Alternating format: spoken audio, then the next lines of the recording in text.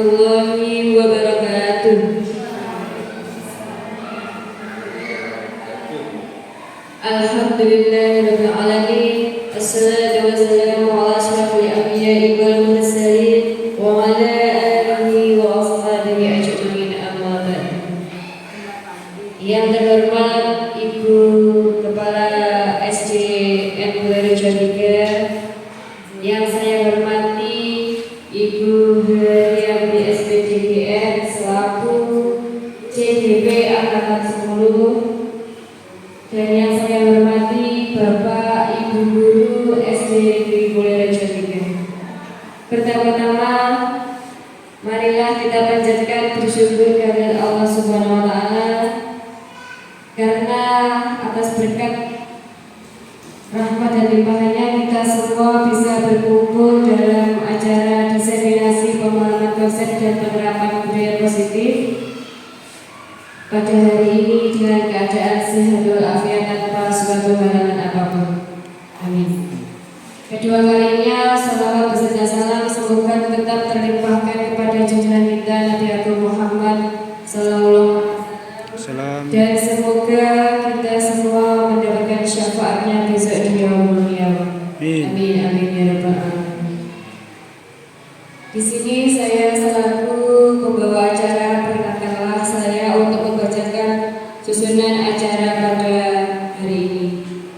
Susunan acara diseminasi pemahaman konsep dan penerapan budaya positif di sekolah. Acara yang pertama yaitu pembukaan.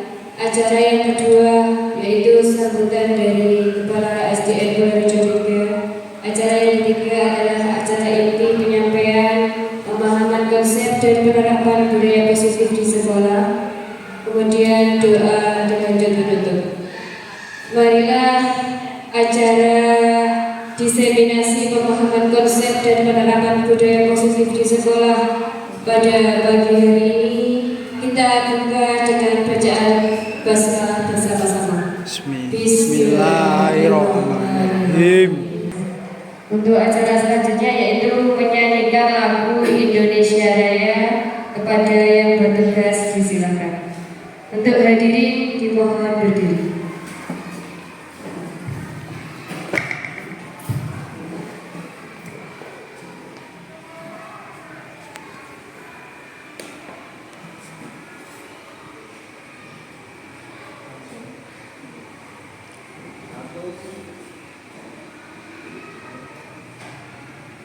Apa nih?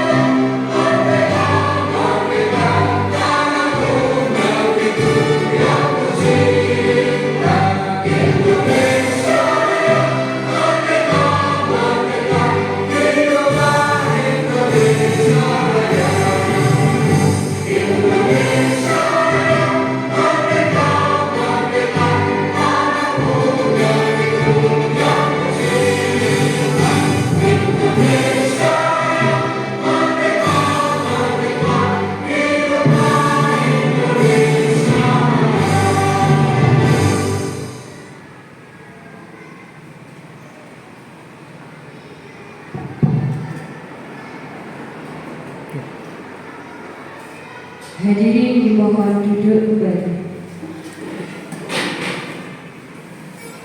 Untuk acara selanjutnya yaitu sambutan dari Ibu Kepala SD Negeri Purworejo juga kepada Ibu Wiwi Pujian di SPD, silakan.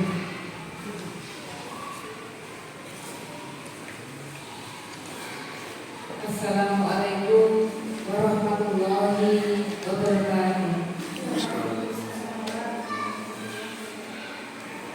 Yang saya hormati Bapak Ibu Guru SDN Purworejo 3, Bapak Ibu Guru SDN Purworejo 1, dan juga Ibu Guru TK. Puji syukur alhamdulillah pada kesempatan pagi hari ini kita bertemu untuk melaksanakan acara diseminasi pemahaman konsep dan penerapan budaya positif di sekolah Ibu Haryati dari SDN Purworejo 3. Saya selaku kepala sekolah mengucapkan selamat datang kepada guru-guru dari SDN Purworejo 1 dan juga guru TK. Beginilah keadaan SD kami. Semoga nanti dalam perjalanan atau dalam acara diseminasi ini berjalan lancar dan silaturahmi kita selalu terjaga dengan baik. Saya juga mengucapkan kepada Bu Haryanti selamat menempuh pendidikan guru penggerak, dan untuk pemahaman konsep ini sudah dilaksanakan oleh Bu Haryanti di SD Purworejo 3. Saatnya sekarang beliau untuk diseminasi di hadapan Bapak Ibu semua. Nanti apabila ada pertanyaan, ada hal-hal yang kurang jelas dan ada yang perlu kita bahas, kita saling berbagi. Karena pintar sendiri itu adalah biasa, tapi pintar dengan berbagi adalah luar biasa. Jadi di sini kita sama-sama sharing, sama-sama berbagi pengalaman, sama-sama berbagi ilmu untuk kita praktekkan kepada anak didik kita, untuk kita praktekkan di sekolah kita, sehingga sekolah kita akan semakin maju dan semakin baik dan sesuai dengan apa yang dimau oleh kurikulum atau kebijakan pemerintah atau kebijakannya Pak Menteri Nadiem Makarim. Namanya ya kebijakan pemerintah atau negara Republik Indonesia. Kami mohon maaf apabila dalam acara ini nanti sekiranya ada kekurangan baik subuh maupun tubuh dari SD Purworejo 3. Kami selaku pengelola atau selaku kepala sekolah mengucapkan mohon maaf yang seikhlas-ikhlasnya. Demikian dari saya selaku kepala sekolah. Bu Ati semangat, terus bergerak, gerakan. Semoga dengan Bu Ati bergerak, yang lain-lain juga ikut bergerak, baik di SD sini maupun di SD tetangga, yaitu SD Purworejo 1 dan juga TK. Terima kasih. Wassalamualaikum warahmatullahi wabarakatuh.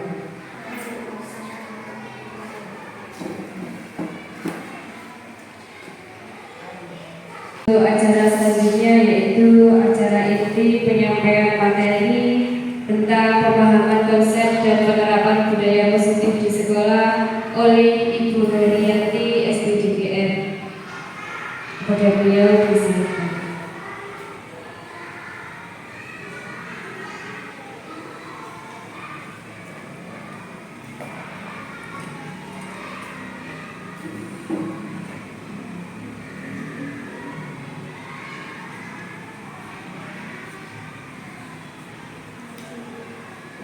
Assalamualaikum warahmatullahi wabarakatuh.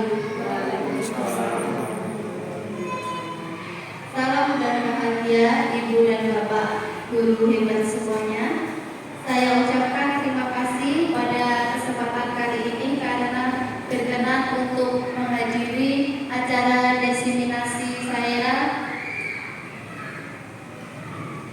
pemahaman konsep dan penerapan budaya positif di sekolah, di mana budaya positif ini telah saya pelajari pada modul 1.4 pada pendidikan guru penggerak angkatan 10 Kabupaten Madiun.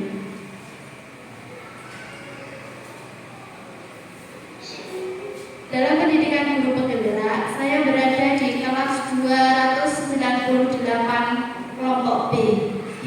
dalam kelas saya ada Ibu Dian Setiawati selaku fasilitator. Beliau berasal dari Kabupaten Magetan. Kemudian saya didampingi oleh pengajar praktek yaitu Ibu Kanifatul Munti Zahrani. Beliau dari SMP 3 Saradan dan saya sendiri yaitu sebagai CDGP.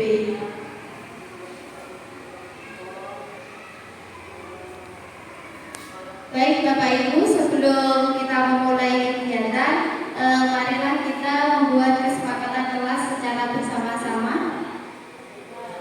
Baik, monggo jika ada yang kita buat kesepakatan kelas bersama-sama, monggo. Kesepakatan kelas kita apa Bapak Ibu?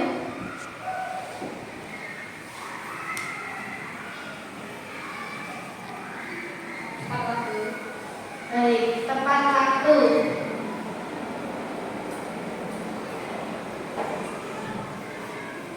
Maka ini tepat waktu. Ada lagi mungkin?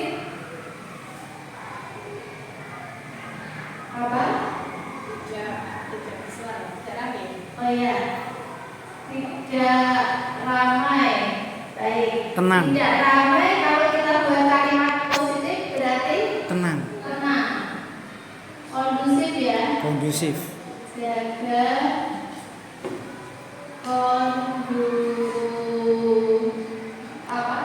kondusivitas. Terus apa lagi? Mungkin ada lagi. HP perlu di silent. Tenang. Ya, itu Oke. sudah masuk dalam Kondusif. jaga kondusivitas. Ada lagi mungkin apa? Angkat tangan. Ya, aktif ya. Aktif. Ada lagi mungkin? Kesempatan kelas kita sudah cukup. Saling menghargai. Jika ada yang berpendapat atau bagaimana? Ya, saling menghargai.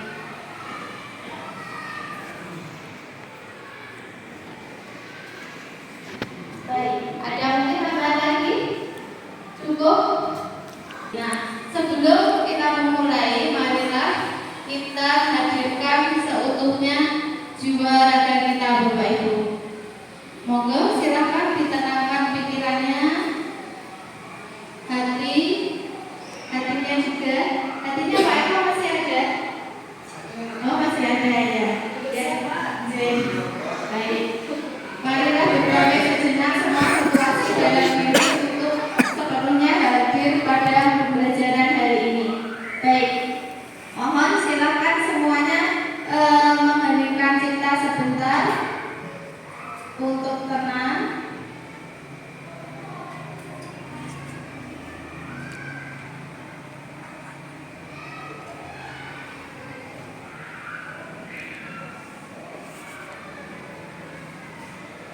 Baik, selesai. Bagaimana perasaannya Bapak Ibu? Tenang. Tenang. Tenang, oh Ibu Mika sampai ngantuk. Baik ya, bisa lebih rileks dan tenang. Baik Bapak Ibu, saya sampaikan tujuan diseminasi saya yaitu diseminasi positif ini yaitu saya tujuannya ada dua. Yang pertama saya berbagi pemahaman yang telah saya pelajari pada modul 1.4 budaya positif yaitu paradigma belajar, disiplin positif, motivasi perilaku manusia, kebutuhan dasar, posisi kontrol dan keyakinan kelas serta segitiga restitusi. Sedangkan yang kedua yaitu saya berbagi pengalaman dan pembelajaran yang telah saya laksanakan, di mana saya sudah menerapkan yaitu bagaimana saya meningkatkan motivasi intrinsik anak didik saya dapat mempelajari kebutuhan dasar mereka, kemudian saya masuk posisikan diri dalam posisi kontrol dan saya juga telah menerapkan keyakinan kelas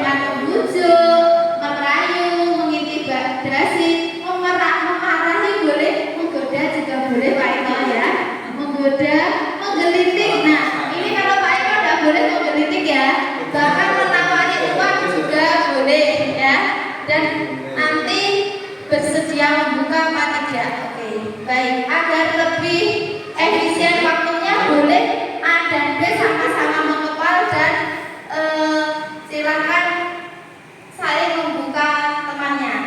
Oke, silakan. Ayo. Ya, coba. Dibuka tangannya. Pak Eko membuka tangannya. B. B membuka A. Coba, bisa enggak? A dulu. Ya, bebas. Ini enggak dibuka. Ya, coba buka, bisa enggak? Enggak bisa, Bu. Enggak bisa. Sekarang yang B buka A, bisa enggak? Coba. Buka. Bisa. Oke. Baik. Baik, sudah semuanya sudah dipraktekkan? Sudah. Baik. Ada yang berhasil membuka? Angkat tangan yang berhasil membuka. Oke, kelompoknya Pak Eko. Ada yang tidak berhasil membuka? Ya. Jadi kelompok yang lain tidak berhasil membuka semua ya. Baik. Mengapa saya tanya yang berhasil membuka? Kenapa bisa membuka? Pak Eko tadi kenapa bisa terbuka? Karena saya sudah mencoba namun rekan saya itu dengan gigih, dengan semangatnya, dengan jeripayanya mampu membuka apa yang saya inginkan. Jadi saya menghargai perjuangan beliau dari segi usaha dan segi cara dia untuk Boleh Pak Eko berusaha. dibuka karena Ya, karena menghargai itu. Sekarang kasih tepuk tangan yang tidak berhasil, coba. Kenapa tidak berhasil membuka tadi? Saya tidak berhasil membuka genggaman rekan saya karena saya sudah berusaha semaksimal mungkin, tetapi Ngotot. rekan saya sangat terang sekali menggenggam apa yang dia genggam, apa yang dia sembunyikan, apa yang dia pertahankan. Sehingga dengan sekeras saya ingin membukanya, tetap saya tidak bisa. Baik, oke. Kemudian Bu Siva, kenapa tadi tidak bisa membuka genggamannya Bu Dewi? Genggamannya sangat kuat. Oh, seperti itu ya. Baik, kita kasih tepuk tangan untuk kita semua. Baik, silakan kembali ke posisinya. Baik. Bapak Ibu, dari permainan ini tadi kita bisa mengambil pelajaran yang berharga. Apa pelajaran yang bisa diambil? Bahwa Mempertahankan. segala sesuatunya itu berdasarkan kontrol diri kita sendiri. Betul Bapak Ibu? Kita mau membuka itu berdasarkan kemauan diri kita. Termasuk tadi Pak Eko. Pak Eko bersedia membuka itu juga karena keinginan diri Pak Eko, karena menghargai rekannya, seperti itu. Dan yang tidak mau membuka juga karena keinginannya sendiri. Nah, dari sinilah pentingnya suatu kontrol Bapak Ibu. Jadi kontrol itu terlebih kontrol akan diri sendiri. Jadi seperti itu bisa dipahami Bapak Ibu? Bisa dipahami. Baik. Lanjut Bapak Ibu tentang perubahan paradigma teori kontrol dan teori pilihan atau ilustrasi kontrol. Sebelumnya kita ketahui bahwa ada ilusi guru itu mengontrol murid, betul? Ya, bahwa murid itu dikontrol oleh guru. Ilusi bahwa kritik dan membuat orang merasa bersalah dapat menguatkan karakter. Jadi seorang murid itu dapat karakternya kuat apabila dapat kritikan oleh gurunya. Jadi guru sering mengkritik muridnya. Muridnya sedikit salah itu dikritik. Nah, itu karena dahulu ada paradigma bahwa kritik itu membuat orang merasa bersalah dan dapat menguatkan karakter. Jadi rasa bersalah itu dapat menguatkan karakter. Ilusi bahwa semua penguatan positif, efektif dan bermanfaat. Ada juga ilusi bahwa orang dewasa memiliki hak untuk memaksa. Jadi kita sebagai guru, terutama di lingkup sekolah dasar dan TK, itu kita memiliki hak untuk memaksa. Nah,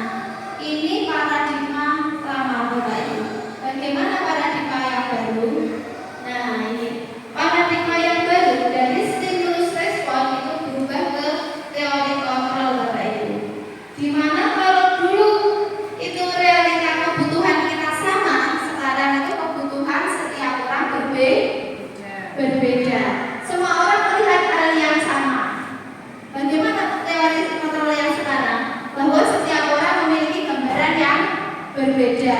Jadi kita tidak bisa mengontrol orang itu dengan sistem kontrol yang sama. Kita mencoba mengubah orang agar berpandangan sama dengan kita. Itu adalah stimulus respon lama. Bagaimana teori kontrolnya, pergeserannya?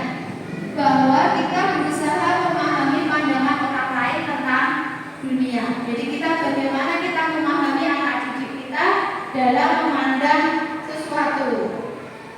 Perilaku buruk dilihat sebagai suatu kesalahan. Semua perilaku memiliki tujuan. Orang lain bisa mengontrol saya, hanya Anda yang bisa mengontrol diri Anda. Nah, dulu bahwa ada teori orang lain itu bisa mengontrol diri kita, tapi sebenarnya yang mampu mengontrol diri kita yaitu hanyalah diri kita sendiri.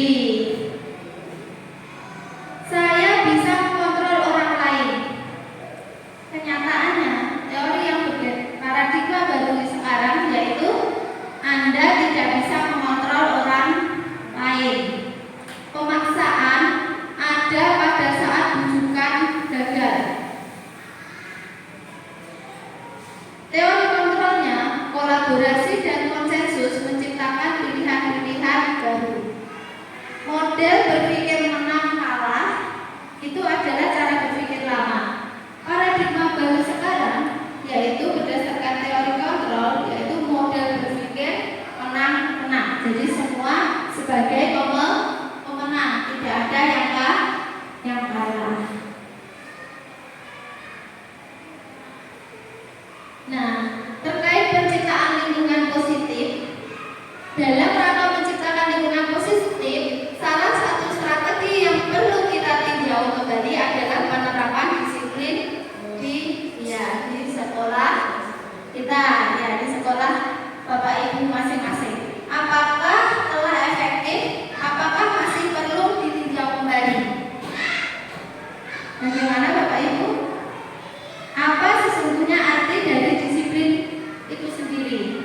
Dan apa kaitannya dengan nilai-nilai kebajikan? Nah, ini nanti akan kita pelajari bersama Bapak Ibu. Ketika kita mendengar kata positif, apa yang terbayang di benak kita Bapak Ibu? Apa yang terlintas di pikiran kita? Kebanyakan orang akan menghubungkan kata positif dengan kata tertib dan kepatuhan pada peraturan. Kata disiplin juga sering dihubungkan dengan hukuman, padahal itu sungguh berbeda. Itu adalah hal yang berbeda. Karena belajar tentang disiplin positif tidak harus dengan memberi hukuman. Justru itu adalah salah satu alternatif terakhir. Dan kalau perlu tidak digunakan sama sekali. Bapak Ibu masih ada yang memberi hukuman kepada anak didiknya? Tidak ada, alhamdulillah. Nah, ini menurut Ki Hajar Dewantara, kata merdeka menurut Ki Hajar Dewantara adalah merdeka itu artinya tidak hanya terlepas dari perintah, akan tetapi juga cakap membuat memerintah diri sendiri. Nah,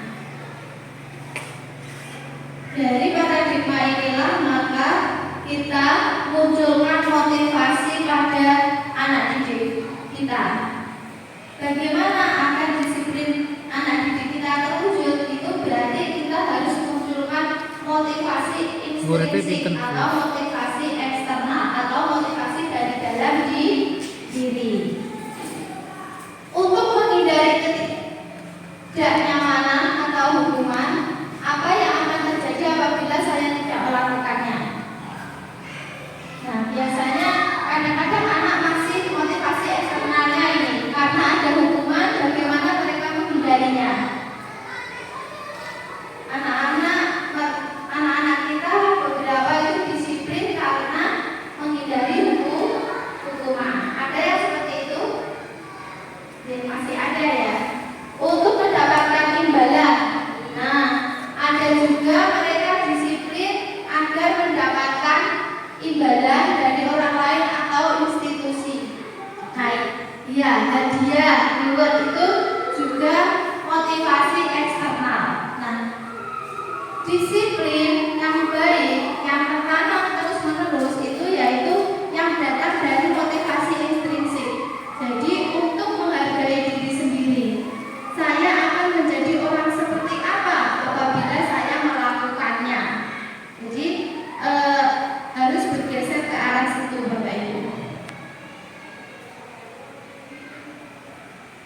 Nah, Bapak Ibu, tadi saya singgung di depan bahwa kita belajar tentang nilai-nilai kebajikan. Apa itu nilai-nilai kebajikan, Bapak Ibu? Apa itu nilai-nilai kebajikan? Perbuatan baik. Bapak Ibu sudah membuat kesepakatan kelas? Sudah, baik. Sudah membuat di kelasnya masing-masing ya? Membuat kesepakatan kelas apakah menggunakan nilai kebajikan, mengacu pada nilai kebajikan apa tidak, Bapak Ibu? Mengacu. Nah, apa itu nilai kebajikan? Nilai kebajikan di sini adalah nilai-nilai yang diyakini kebenarannya secara universal, secara umum, secara menyeluruh. Jadi nilai-nilai ini diyakini bersama-sama. Nah, yang pertama ada nilai dari profil pelajar Pancasila. Nilai profil pelajar Pancasila dimensinya ada berapa, Bapak Ibu? Nah, masih ingat Bapak Ibu semuanya? Lagunya masih ingat? Belajar Pancasila, beriman dan bertakwa pada Tuhan yang Esa, dan berakhlak mulia, berkebinekaan global, gotong royong mandiri, kreatif dan bernalar kritis. Seperti itu ya, ini saya nulisnya tidak urut seperti lagunya. Pantes kok nggak pas ya, Pak ya? Tidak ada pandemi kok bukan pas. Nah, yang kedua yaitu berdasarkan IBO Primary Year Program, di mana sikap murid itu ada toleransi, rasa hormat, integritas, mandiri, menghargai, antusias, empati, keingintahuan, kreativitas, kerjasama, percaya diri, dan komitmen. Jadi sudah ada dua nilai-nilai kebajikan dari dua organisasi tersebut. Kemudian ada juga 9 pilar karakter. 9 pilar karakter ini berarti ada 9. Cinta Tuhan dengan segenap ciptaannya, kemandirian dan tanggung jawab, kejujuran, diplomatis, hormat dan santun, dermawan, suka menolong, gotong royong, percaya diri, kreatif, pekerja keras, kepemimpinan, keadilan, baik, rendah hati, toleransi, kedamaian, dan kesatuan. Next. Nah, ini yang keempat yaitu petunjuk seumur hidup dan keterampilan hidup. Ini yang banyak juga dipakai oleh Bapak Ibu dalam membuat keyakinan kelas. Jadi dalam petunjuk hidup mulai dari peduli, penalaran, bekerja sama, keberanian, keingintahuan, usaha, keluasan, fleksibilitas, berorganisasi, sampai pesan persahabatan, tanggung jawab. Kemudian keterampilan hidupnya dapat dipercaya, lurus hati, pendengar yang aktif, tidak merendahkan orang lain, memberikan yang terbaik dari diri. Nah, itu termasuk nilai kebajikan. Kemudian ini ada the 7 essential virtues, yaitu ada 7 nilai kebajikan. Yang pertama, empati, suara hati, kontrol diri, rasa hormat, kebaikan, toleransi, dan keadilan. Dan yang terakhir yaitu dari proyek nilai-nilai kebajikan. Ada banyak ini Bapak Ibu, kita bisa memilihnya sesuai dengan peraturan kelas kita masing-masing. Selanjutnya kita akan belajar tentang keyakinan kelas. Tentunya di kelasnya Bapak Ibu sudah membuat keyakinan kelas semua. Apakah anak-anak menjalankan keyakinan kelasnya dengan baik? Menjalankan. Bagaimana agar keyakinan kelas yang telah disepakati, diyakini dan dijalani bersama? Nah, ini berarti kita perlu membuat keyakinan kelas bersama dulu Bapak Ibu. Nah, bagaimana membuat keyakinan kelas? Membuat keyakinan kelas ini yang sudah saya terapkan di kelas saya Bapak Ibu. Jadi yang pertama kali kita jelaskan dulu apa itu keyakinan kelas, apa itu kesepakatan kelas dan fungsinya. Setelah anak paham, baru kita himpun peraturan-peraturan yang ada di kelas. Jadi anak-anak kita tanya apa peraturan kelasnya semua, pengennya bagaimana. Setelah peraturan kelas, kita membuat peraturan kelas, langkah selanjutnya yaitu apa Bapak Ibu? Membuat kalimat positif, karena nanti peraturan yang kelas pasti munculnya ada yang negatif. Contoh, dilarang membuang sampah sembarangan, itu masih kalimat negatif. Bagaimana kalimat positifnya? Membuang sampah pada tempatnya. Setelah anak-anak kita ajak membuat kalimat positif, langkah selanjutnya bagaimana Bapak Ibu? Langkah selanjutnya kita sesuaikan dengan nilai-nilai kebajikan. Nah, itu nanti yang akan kita yakini bersama, kita sepakati bersama sebagai keyakinan kelas. Nah, apakah sampai di situ sudah cukup? Nah, ternyata biar keyakinan kelas itu benar-benar dipahami anak-anak, kita perlu mengkajinya lagi, yaitu pada peran guru dan murid. Sebelum itu kita buat tabel T dan tabel Y. Tabel T itu tabel yang tampak seperti dan tidak tampak seperti. Jadi semisal membuang sampah pada tempatnya, berarti yang tampak apa? Membuang sampah pada tempatnya. Yang tidak tampak membuang sampah sembarangan, seperti itu. Datang tepat waktu, yang tidak tampak sering terlambat. Jadi yang tidak tampak ini harus siswa hindari. Jadi kita harus memberikan contoh ke anak yang boleh dilakukan dan tidak boleh dilakukan agar anak-anak benar-benar paham. Setelah itu kita buat tabel Y. Apa yang didengar, apa yang dilihat, dan apa yang dilakukan Bapak Ibu. Contohnya, jika meminjam, kesepakatan kelasnya meminjam barang orang lain dengan izin, berarti yang terdengar apa? Izinnya. Maaf, saya pinjam pulpennya boleh. Nah, itu yang terdengar. Yang terlihat apa? Anak-anak berbagi. Perilaku yang nampak apa? Saling membantu, kerjasama, seperti itu Bapak Ibu. Nah, setelah itu anak-anak sudah paham, kita ke langkah selanjutnya yaitu peran guru dan peran murid. Ketika kita membuat kesepakatan kelas, hadir tepat waktu. Peran guru apa? Memberi contoh, berarti juga hadir tepat waktu. Selain itu apa lagi peran guru? Mengecek kehadiran siswa, memberikan restitusi apabila ada yang terlambat. Nah, bagaimana peran muridnya? Peran muridnya berarti datang tepat waktu. Peran di sini juga bisa kita pilih lagi peran yang boleh dan tidak boleh. Setelah anak-anak benar-benar memahami, baru kita masuk ke tahap selanjutnya, yaitu kita dokumentasikan apa yang sudah disepakati bersama.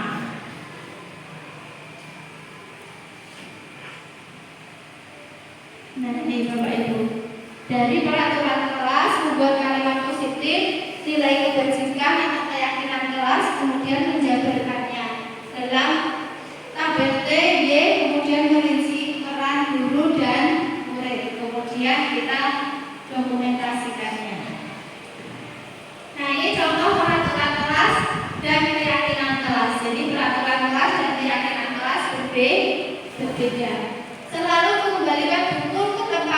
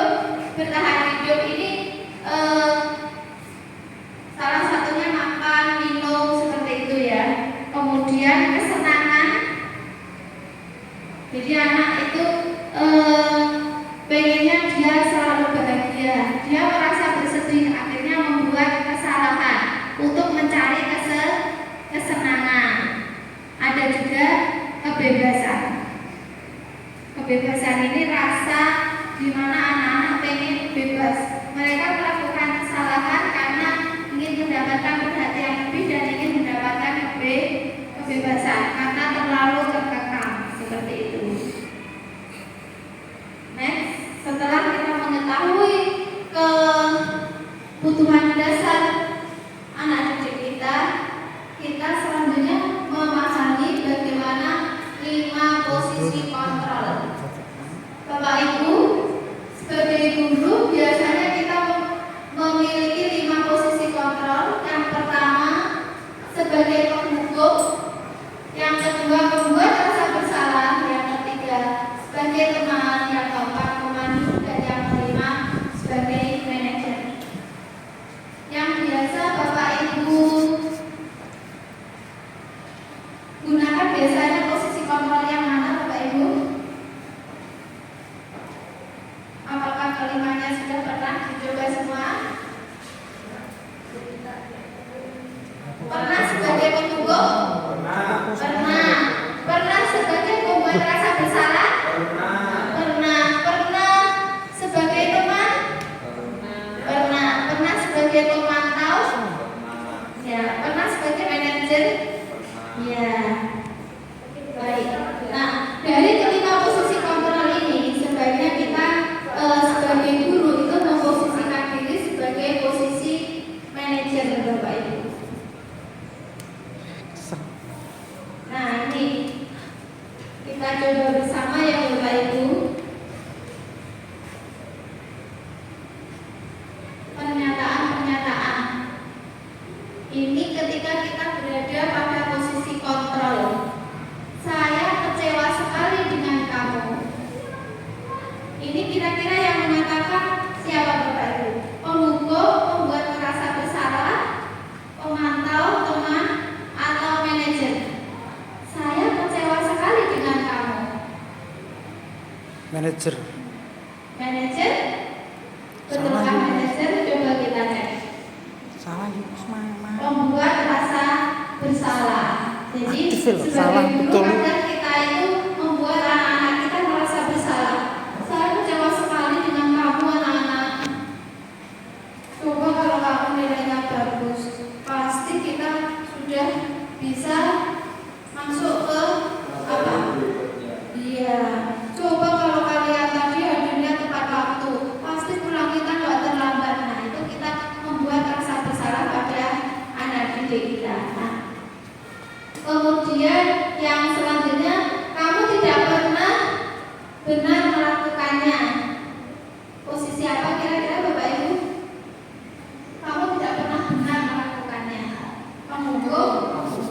Coba kita cek. Iya betul, penghukum. Tepuk tangan buat kita semua. Yang selanjutnya, ayolah lakukan demi ibu bapak. Penghukum, teman, coba kita cek apakah teman. Iya betul. Selanjutnya, apakah kamu mau mendapatkan stiker bintang hari ini? Sebagai apa Bapak Ibu? Pemantau, penghukum, pembuat rasa bersalah, teman, sama manajer. Manajer, betulkah manajer? Apakah kamu mau mendapatkan stiker bintang hari ini? Nah, ini sebagai pemantau. Karena sebagai pemantau itu lebih ke peraturan, lebih ke aturan-aturan yang ada seperti itu. Bagaimana kamu bisa menyelesaikan masalah ini? Manajer, kita cek. Ya betul, sebagai manajer. Kemudian kamu selalu yang paling terakhir. Sebagai apa ya kira-kira? Kamu selalu yang paling terakhir. Membuat merasa bersalah, kita cek. Nah, ini sebagai penghukum. Nah, biar lebih jelas ini Bapak Ibu, saya ada dokumentasi pelaksanaan posisi kontrol. Ini sebenarnya segitiga restitusi, namun di situ ada posisi kontrolnya juga.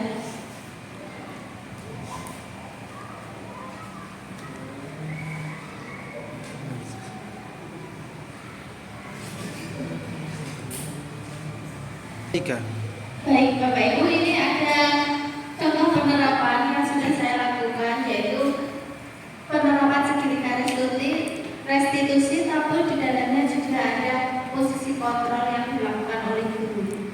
Ratu kelas 6 terlambat datang ke sekolah dan tidak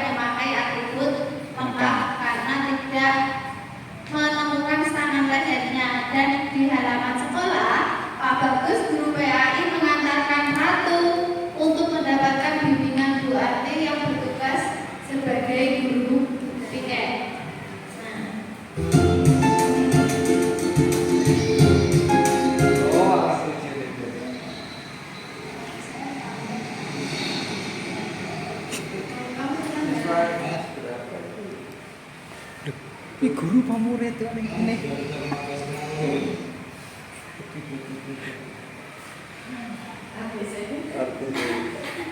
Iya Pak.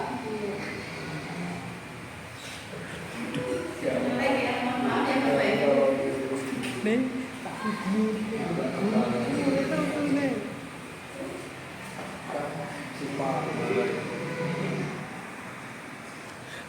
Tak batu jatuh.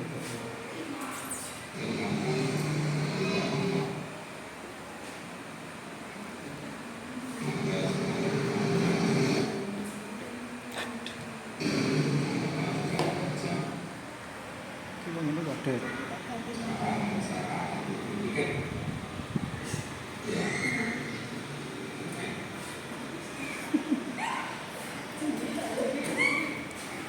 Nah, baik Bapak Ibu, dari video tadi kita dapat melihat bahwa Pak Bagus sudah melaksanakan posisi kontrol, yaitu posisi manajer, namun belum sampai tahap terakhir, sehingga beliau memposisikan diri sebagai posisi pemantau karena Pak Bagus akan melaksanakan sumatif di kelasnya. Jadi siswa yang melanggar peraturan dibawa ke petugas piket. Kenapa Pak Bagus sudah melakukan posisi manajer?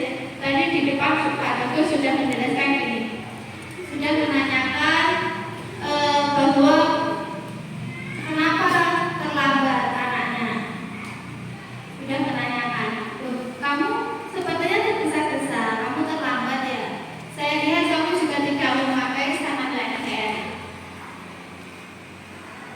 Seperti itu kan tadi. Terus anaknya juga sudah merasa bersalah. Iya Pak, saya mengetahui kamu pasti punya alasan mengapa kamu terlambat dan tidak memakai sanad LNR. Namun kamu bisa menjelaskannya kepada petugas piket. Nah, di sini Pak Bagus sebagai posisi pemantau Bapak Ibu, meskipun di awal dia sebagai posisi manajer. Baik, kita lanjutkan.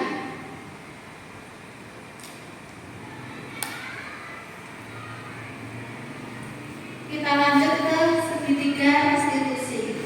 Apa itu segitiga restitusi?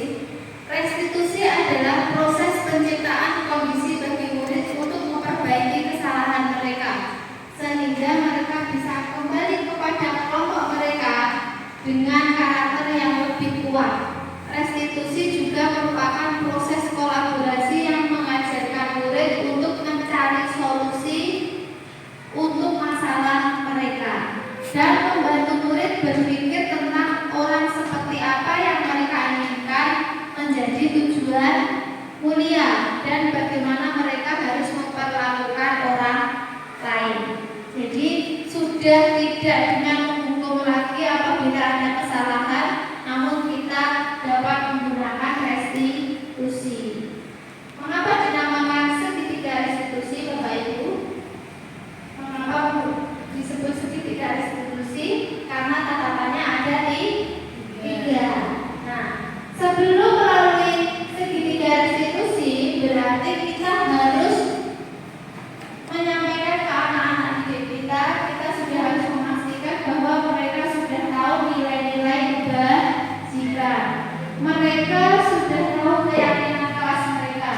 Kita juga tahu kebutuhan dasar mereka dan anak-anak juga memiliki kesadaran dan motivasi intrinsik untuk melakukan kesalahan mereka. Baru segitiga restitusi bisa terlaksana dengan baik.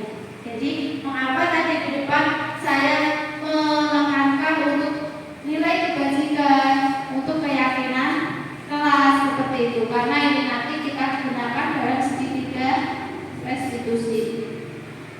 Nah, 3 tahapan yang saya sampaikan tadi, yang pertama yaitu menstabilkan identitas. Jadi anak yang merasa gagal karena berbuat salah itu kita bantu anak untuk tetap positif pada dirinya. Jadi anak tidak down. Sudah terlambat kita hukum, bisa-bisa anak itu nanti akan down, malu seharian dan tidak bersemangat untuk mengikuti pelajaran. Kemudian yang kedua, memvalidasi kebutuhan mengenai kebutuhan dasar yang ingin dipenuhi ketika berbuat salah. Dan yang ketiga yaitu menanyakan keyakinannya. Nah, seperti ini segitiga restitusi Bapak Ibu.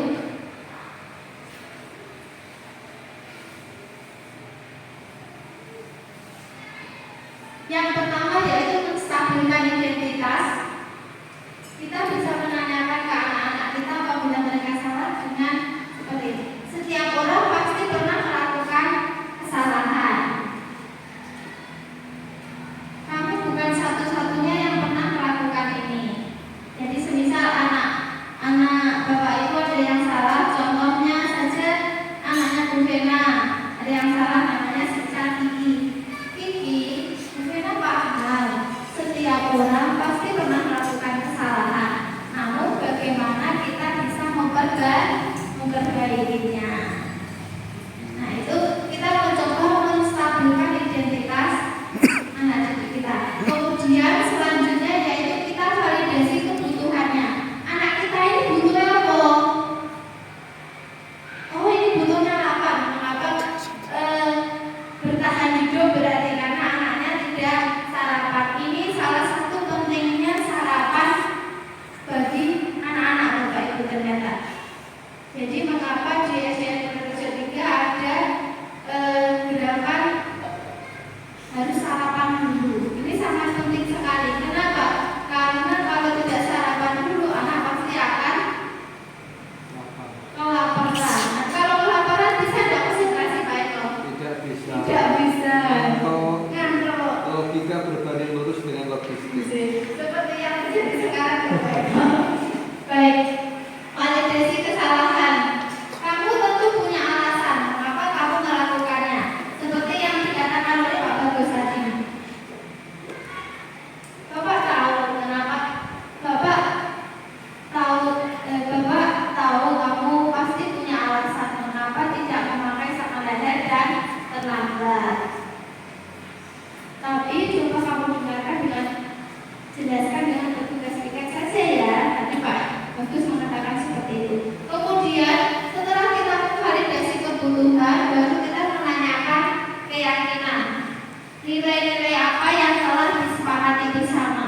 Setelah anak-anak kita paham mereka bersalah dan kita tahu kebutuhannya, kita tanyakan keyakinan kelas mana yang mereka langgar dan bagaimana mereka cara memperbaikinya. Kita tawarkan restitusi yang terbaik untuk anak-anak. Nah, ini contoh videonya Bapak Ibu.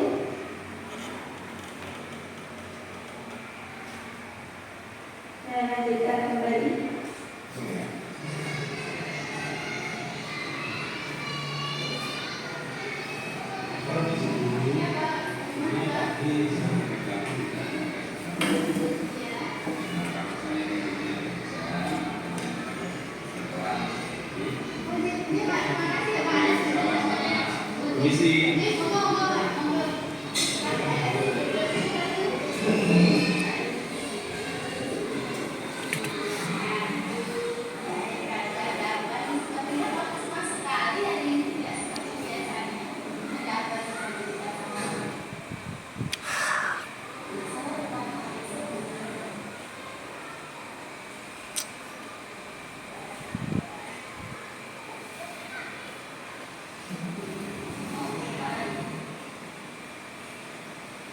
Baik, coba saya cari yang tidak lain. Yang manusiawi ya.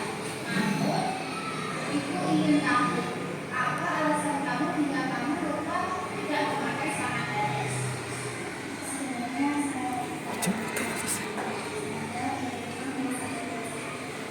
Apa?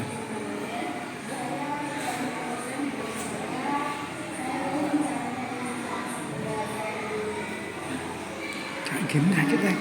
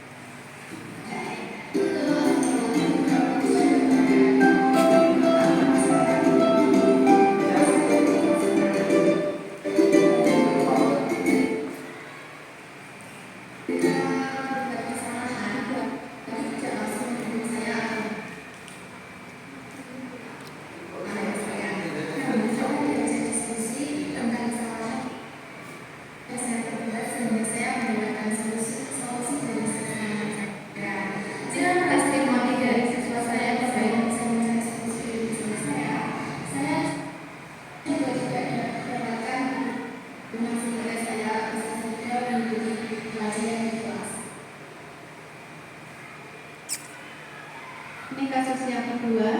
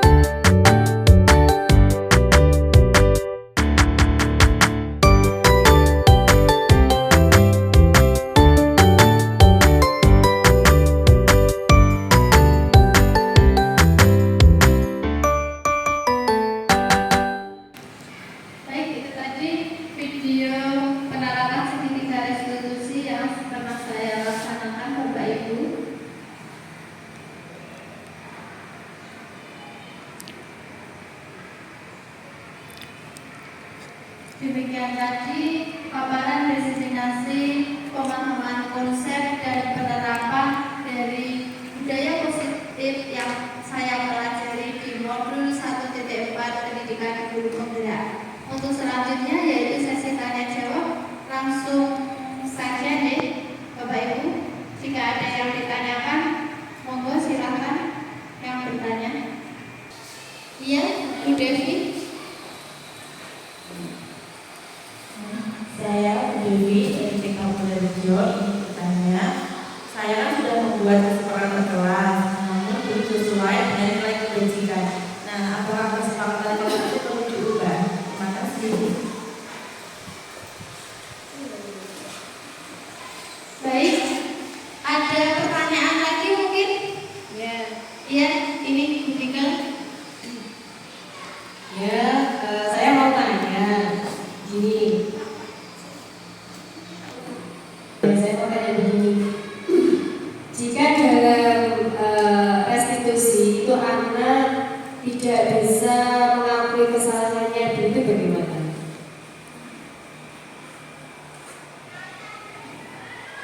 Baik, sudah ada 2 pertanyaan.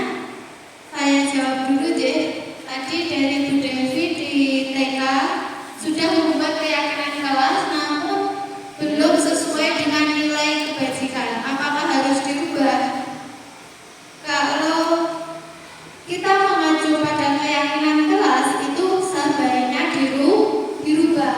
Jadi keyakinan kelas itu bisa berubah kapan saja sesuai kebutuhan kelasnya, Bapak Ibu. Jadi ada muncul permasalahan baru, itu belum ada di keyakinan kelas, kita bisa menambahkan keyakinan kelas kita. Terus bagaimana keyakinan kelas jika tidak sesuai dengan nilai kebajikan? Nah, berarti kita membuat nilai keyakinan kelas berdasarkan apa? Berarti kan kita belum membuat keyakinan kelas yang sesuai dengan kebenaran yang diakui bersama. Kita baru membuat keyakinan kelas yang baru kita akui kebenarannya di kelas kita sendiri, atau artinya kita masih dalam beneran dewe seperti itu ya Bu. Nah, jadi itu perlu kita ubah keyakinan kelasnya agar sesuai dengan nilai-nilai kebajikan. Jadi kita ubah bersama anak didiknya. Nah, kalau di TK bagaimana? Ya kita tanyakan ke anak-anaknya, kita stimulus mereka biar tahu apa saja peraturannya. Terutama di TK itu benar-benar harus ditanyakan apa yang boleh dilakukan, apa yang tidak boleh, itu harus lebih rinci. Seperti itu Bu Dewi. Oh iya, baik. Terus kemudian pertanyaan kedua dari Bu Mika, bagaimana jika ketika merestitusi anak tidak bisa mengakui kesalahannya, seperti itu. Nah, kalau seperti ini juga repot ya Bapak Ibu. Anak itu bersikukuh merasa benar, tidak mau mengakui kesalahannya. Nah, kalau seperti ini yang terjadi, kita harus kembali lagi ke apa itu kebutuhan dasar anak didik kita. Kita harus benar-benar tahu kebutuhan dasarnya. Kok sampai anak itu melakukan kesalahan itu? Jadi kita validasi dulu identitas anak didik kita, baru kita mengetahui kebutuhan dasarnya. Nah, dari situ mereka perlahan nanti akan mengakui kesalahannya. Kalau mereka sudah sadar akan kesalahannya, baru kita ke keyakinan kelas. Bagaimana kalau tingkat kesalahannya sangat besar, perlu menghadirkan orang tua? Kalau bisa seminimal mungkin, itu semua yang terjadi di sekolah itu kita selesaikan di sekolah dulu. Namun apabila tidak memungkinkan, kita panggil orang tua, itu baru keputusan yang paling akhir, seperti itu. Kita libatkan orang tua. Seperti itu ya Bu Mika. Kita mungkin mau ada apa tambahan atau bagaimana? Sudah cukup? Dan cukup. Ya, terima kasih. Selanjutnya mungkin ada yang bertanya lagi, silakan. Pas. Baik, pas. Terima kasih Bapak Ibu untuk kegiatan hari ini. Untuk selanjutnya saya mohon untuk refleksi dari Bapak Ibu semua tentang kegiatan kita pada hari ini. Oke? Mohon saya dibantu, Bu Dewi, mohon dibantu dibagikan satu-satu dari satu orang 3. Bapak Ibu mohon dibantu untuk merefleksikan kegiatan kita pada hari ini. Apa saja yang telah kita pelajari hari ini? Pernah.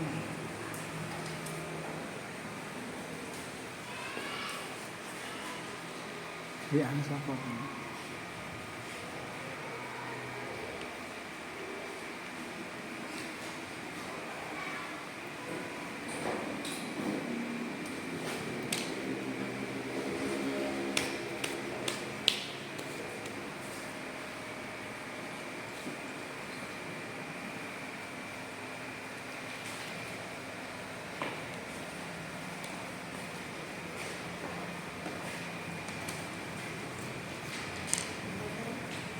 Hal baru apa yang Bapak Ibu pelajari hari ini?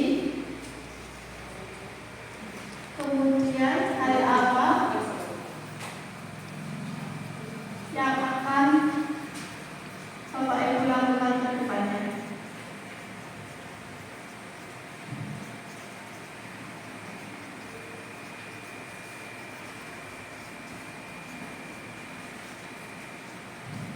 Bapak Ibu silakan refleksinya disesuaikan untuk hal apa yang telah dipelajari di bulan April, kemudian hal baru yang dipelajari berwarna oranye atau kuning, dan apa yang akan dilakukan berwarna hijau. Silakan Bapak Ibu, apabila sudah selesai bisa dikatakan ke depan. Silakan dikatakan Bapak Ibu yang sudah selesai ngomong.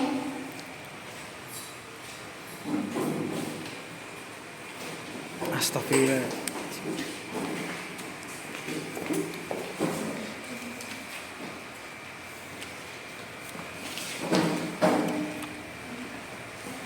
Baik, ini juga sudah selesai. Kesepakatan kelas hal baru yang dipelajari, kebutuhan dasar manusia, segitiga dan institusi. Hal baru yang dipelajari adalah segitiga institusi. Kedepannya akan melaksanakan kegiatan segitiga institusi di sekolah.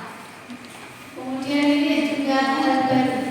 Apa yang dipelajari? Kesepakatan kelas, posisi kontrol, nilai kebajikan. Ya, kemudian yang hal baru yang dipelajari segitiga institusi, kesepakatan kelas. Kemudian mau melakukan hal yang akan dilakukan, mau melakukan kegiatan restitusi, mau melakukan kegiatan apa ini? Tidak memberi bimbel atau hukuman kepada anak, melakukan kegiatan segitiga restitusi, akan lebih memperhatikan kebutuhan dasar manusia, akan memperbaiki kesalahan kelas, memberi reward agar anak lebih termotivasi. Loh, ini memberikan reward seharusnya itu dihindari ya Bapak Ibu. Karena reward itu nanti maksudnya ke motivasi eksternal. Terima kasih, demikian tadi diseminasi yang telah saya lakukan. Saya mohon maaf apabila ada banyak salahnya. Terima kasih atas kehadirannya hari ini. Semoga bermanfaat bagi Bapak Ibu semuanya. Demikian, wassalamualaikum warahmatullahi wabarakatuh. Selanjutnya saya kembalikan kepada moderator.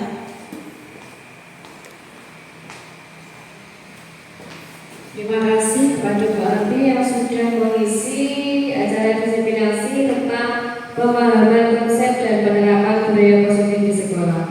Semoga apa yang beliau sampaikan bermanfaat bagi kita semua dan kita semua bisa menjalankannya di kegiatan kita di sekolah masing-masing. Terima kasih. Untuk acara selanjutnya yaitu doa. Marilah kita berdoa bersama-sama agar apa yang kita lakukan, kegiatan apa yang nanti akan kita lakukan itu dapat berjalan dengan lancar semuanya di sekolah kita masing-masing.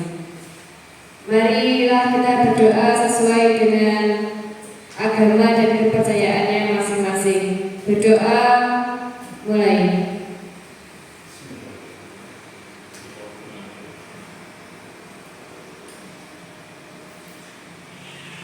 Berdoa selesai.